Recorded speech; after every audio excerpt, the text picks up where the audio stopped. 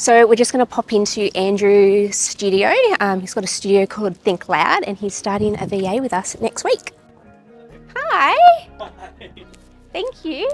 It's all right. When I built this space, I wanted it to be really versatile. And so this here is kind of like the main set, but I've designed the whole studio so that we can pretty much use like every square inch. So we had you in here last week. Yeah. We had you in here with a few guests. At what point in your business did you go like, yep, I've got to do this? Like, why now?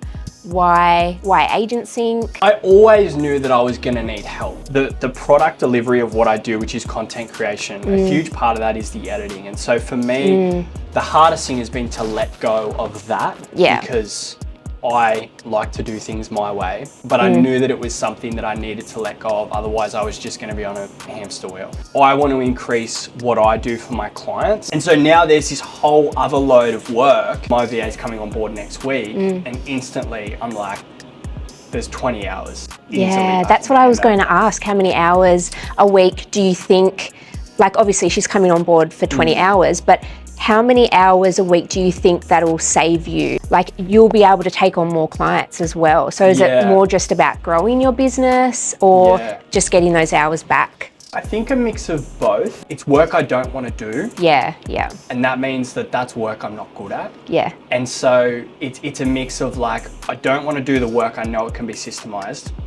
It's also just giving it to someone who can do it better. I think it was ADOT said, the recruitment team, they were like, make it a priority to find someone who's going to fit the culture for sure, and kind of keep that in the back of your mind. And so I had all these amazing CVs and resumes and they were great people, but I was like, it just doesn't feel right. And so I went a second round and then I found Grace, who's coming on board with me next week. And she was just bubbly. She was excited. She had that blend of like, she wasn't super systemized, but she wasn't like a creative like me. So I knew that she would be able to kind of balance me out a little bit. Perfect. So, I love that.